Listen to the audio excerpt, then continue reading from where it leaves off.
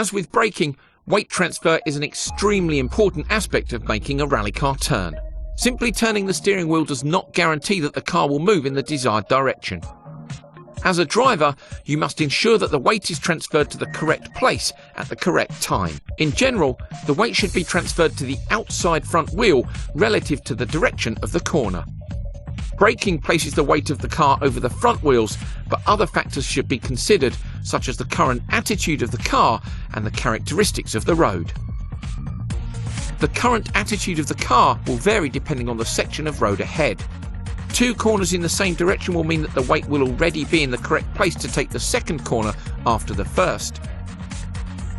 With 2 corners in opposite directions, you will have to make sure that the weight is transferred to the other front wheel after the first corner before the car will change direction for the second.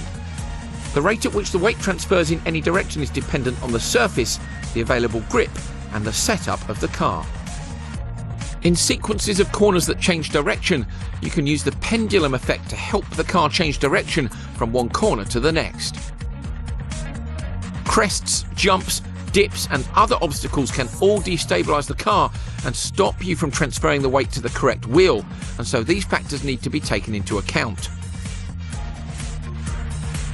Making sure that the weight is transferred to the correct place at the right time is one of the most important aspects of rally driving, so make sure you keep this in mind at all times.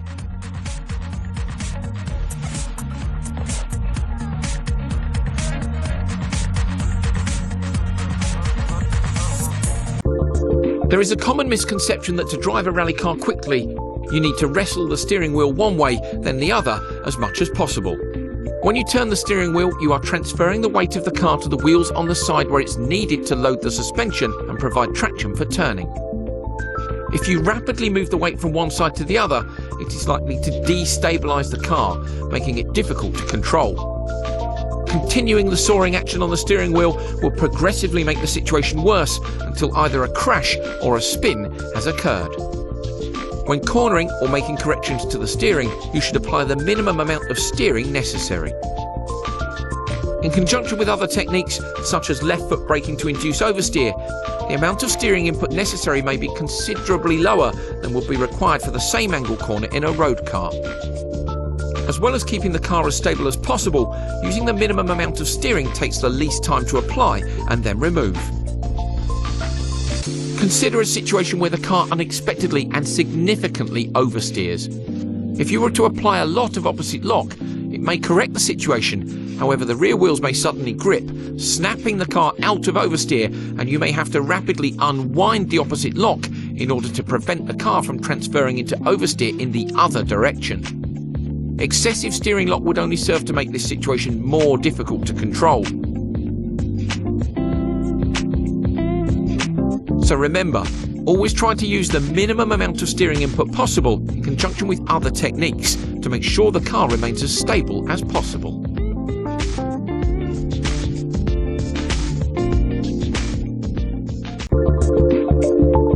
The handbrake turn is used in rallying more than in any other form of motorsport. The aim of performing a handbrake turn is to get the car to dramatically oversteer at relatively low speed, which enables a tighter turn to be taken than using the steering axis of the wheels only. Weight shift is still required, and you must use the momentum of changing direction with the steering in conjunction with the handbrake to get the rear of the car to slide. The handbrake can also be used to induce oversteer in a more open corner if there is insufficient traction on the front wheels to get the car to turn in at the required point. Remember, handbrake turns are used to navigate very tight corners such as hairpins that would be difficult or slow to drive around normally, so listen out for these types of corners in the pace notes.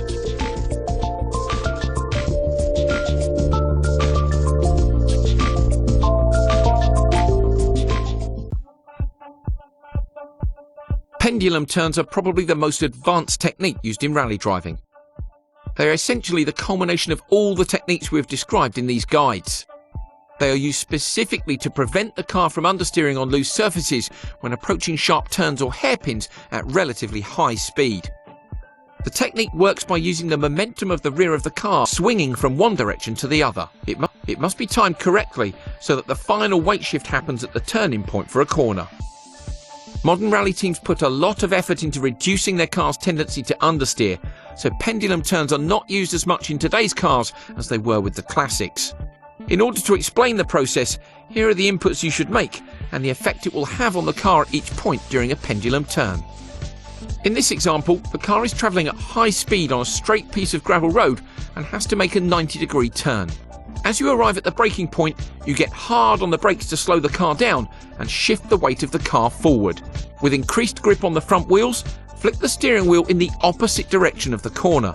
The reduced weight over the rear wheels will put the car into oversteer, with the rear of the car stepping out and the front of the car pointing away from the corner.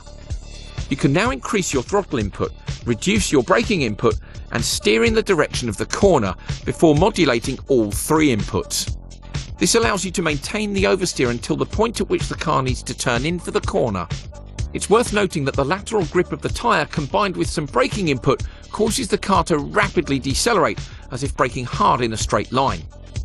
Now release the brake pedal and feather the throttle. This will snap the car out of oversteer in the initial direction.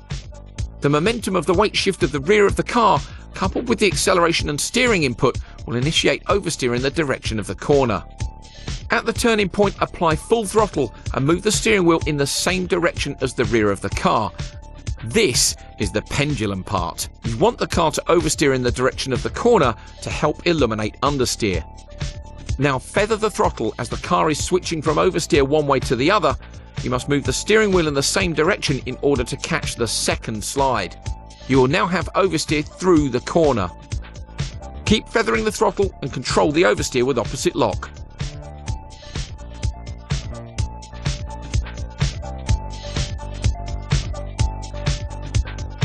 A perfect Scandinavian flick will see you hitting the apex and accelerating through the corner exit where the car is straight once more.